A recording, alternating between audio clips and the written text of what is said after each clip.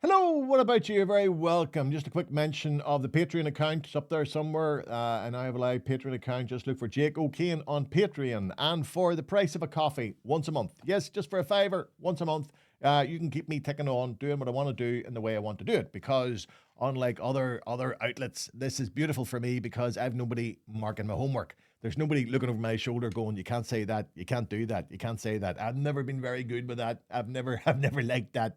So this allows me to say what I want to say, how I want to say it, when I want to say it, and annoy as many people as I possibly can. And you can take part in that there by throwing in £5 a month and joining the Patreon little group that I have. There'll be little perks, such as the one now is I have uploaded my tear gas DVD onto the Patreon account, where for £3 you can watch it. And it was made a few years ago. You'll know that because I have ginger hair in it. But it deals with growing up during the Troubles and the madness that was our lives at that time in a comedic fashion. And if you are a young one, then it's educational. If you're an old one like me, it'll be nostalgia. You can't go wrong. So if you could, it helps me to keep going without having anybody mark my homework. I don't like people marking my homework, and I don't particularly want to be advertisers. I don't want advertisers either, because they're going to be looking over my shoulder too, going, you can't say that, you can't do that, you can't say that. So if you'd like to have a little bit of political satire survive in this mad little place, then for the sake of £5 a month, it would be much appreciated. Thank you very much. Now, on with the nonsense. Now we have a new Labour government. The world has changed. I think not. You know what I mean? When Tony Blair announced the relaunch of the Labour Party, renaming it New Labour, he'd have been more honest calling it Tory Light. And under Keir Starmer, the swing to the right continues with his recent announcement of hard choices regarding the economy. Now, which section of society did he choose to hit hard? Who did he target these hard choices on? Was it the bankers, the obvious ones? Or the billionaire tax exiles? Or the hedge fund managers, better described as degenerate gamblers with other people's money? No! Instead, he began by cutting the winter fuel allowance for pensioners. This would result in our elderly having yet again to choose between heating and eating. Any pensioner with over 11,500 is now excluded. Right, it's means tested. Can you believe this? It's been estimated that up to 400,000 elderly could die this coming winter, having been denied the basic right of a warm home. At the same time as the new Chancellor of the Exchequer, Rachel Reeves, was bringing in this draconian measure, she was ruling out reinstating a cap on bankers' bonuses. Now, for those of you who can remember, right, now, this cap was brought in after the 2008 financial meltdown caused by the banking sector's wanton speculation on the stock exchange. It was subsequently decided that a motivating factor in that behaviour was the obscene bonus schemes operated by the banks, which incentivise risk-taking by their staff. Not that any bankers, of course, were held accountable for their criminal behaviour. Instead, a cap on their bonuses was set. That's all they had, and was set to be equal to the average annual CEO's salary, which in most instances meant hundreds of thousands on top of their existing salaries. Not bad, huh? Ain't it funny? Ain't it funny that such bonus schemes exist for bankers, but not nurses or teachers or doctors? Indeed, nobody apart from the financial sector. The cap on their bonus was stopped last year during the disastrous premiership of lettuce leader Liz Truss, aided by Kwasi Kwarteng, who managed to cause a new financial crisis, leading to a hike in interest rates, which working families continue to pay the price for through increased mortgage rates.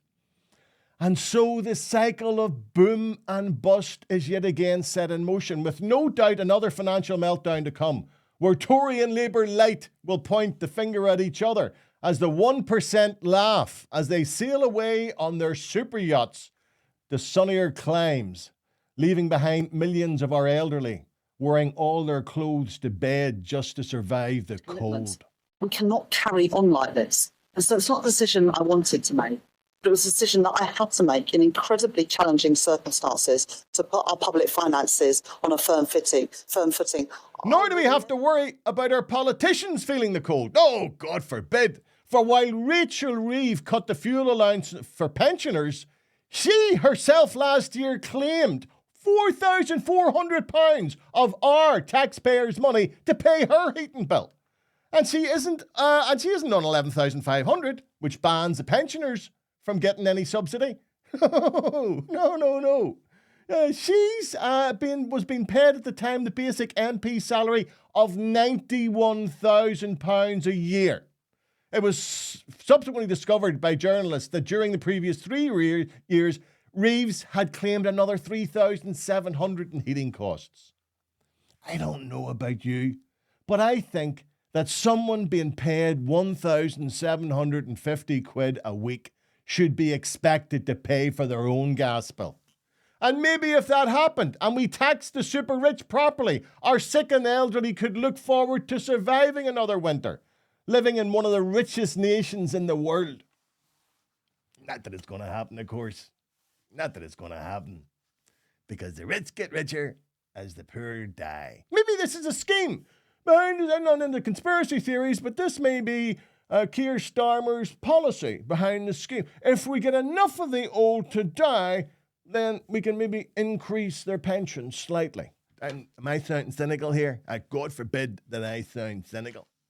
Yeah, we've our problems with politicians this side of the Atlantic, but ain't nothing compared to what's going on in the US of A. Oh, yeah.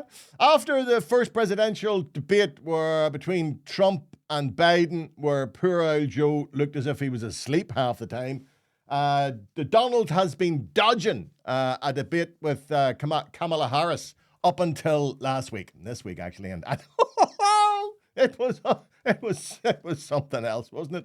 As far as debates go, this was out there. Now, after the debate, funny enough, Donald was as far as he was concerned, he was brilliant. In fact, it had never been better. Or as he had phrased it, I was great, really great. I was greater than greatness could ever be. I was the greatest great that there is. In the real world, of course, which is somewhere that Donald hasn't existed in for most of his life, he was shite. Indeed, he was a level of shite. To put it in Donald's parlance, he was the shitiest shite that has ever existed. The Donald who won against Biden was shown to be out of his depth debating Harris, someone who could remember her own phone number. He was further disadvantaged by the fact that his blatant lies were immediately challenged by the journalists hosting the debate. I mean, how is it fair that the Donald, if he can't just lie the way he's always lied and got away with it? But for the politics junkies such as myself who sat up to watch the debate at 2 a.m, the highlight wasn't what we'd thought it would be, maybe the economy or health or even the Ukrainian war. No, it was this. In Springfield, they're eating the dogs, the people that came in. They're eating the cats. They're eating the pets of the people that live there. And this is what's happening in our country, and it's a shame. Immigrants were eating dogs and cats of the residents of Springfield. My 2 wee dogs are still traumatized. I've got my wee dogs in doggy Valium. They haven't got over that. Every time I put a pot onto the oven, they run onto the couch. The 2 wee things are totally traumatized.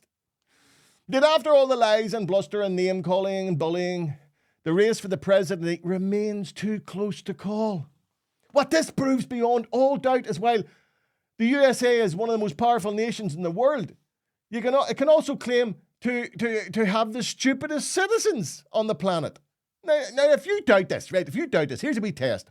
Watch any of the Mission Impossible films, right?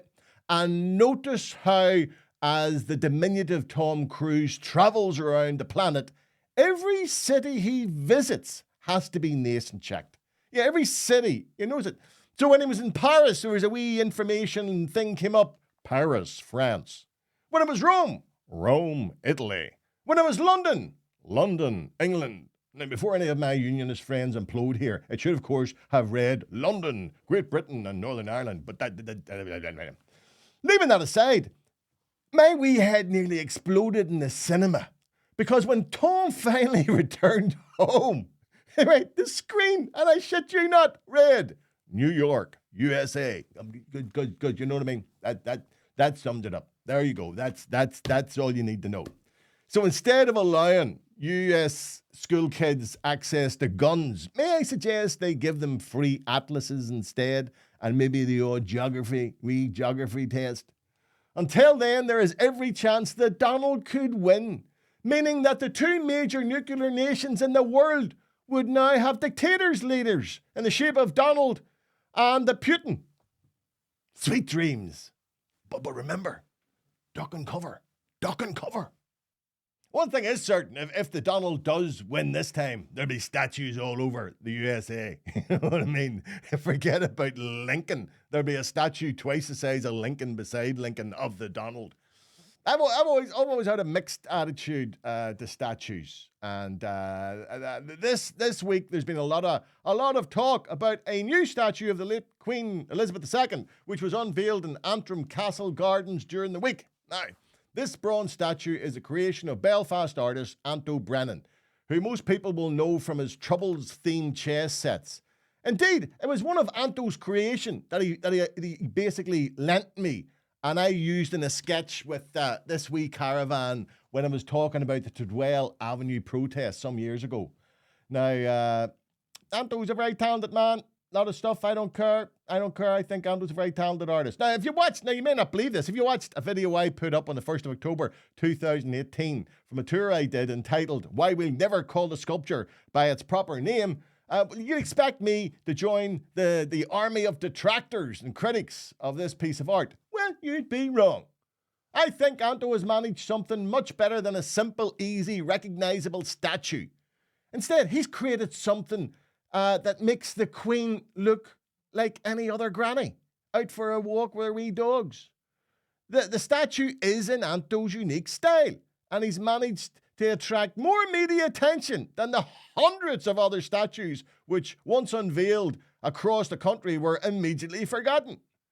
Anto's work featured not only on the local news, but also national on the BBC, Channel 4 and ITV. Not bad for an artist from North Belfast. And a new statue of the late Queen Elizabeth II in Northern Ireland has sparked debate and division in the British province. The bronze statue depicts the Queen and her husband, Prince Philip, along with two corgis. It was unveiled last week at Antrim's Castle Gardens. It's drawn criticism from people who say it doesn't look like her, and some visitors say they wouldn't have known it was her if it weren't for the placard. Indeed, I'm sure that Antrim Council are thrilled to have such exposure for their new artwork.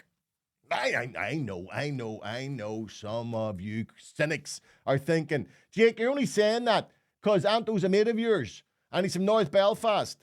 Others, you'll be thinking, I'm being positive because I'm playing Antrim Courthouse on my upcoming tour. You cynics. You're all wrong. I genuinely like the statue.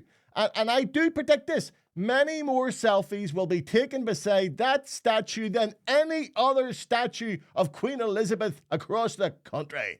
So well done, Anto, up the Nordies. Up the Nordies. And I'll see you in Antrim at the end of the year. I know. There's no need for that. There was no need for that, there was no need for that.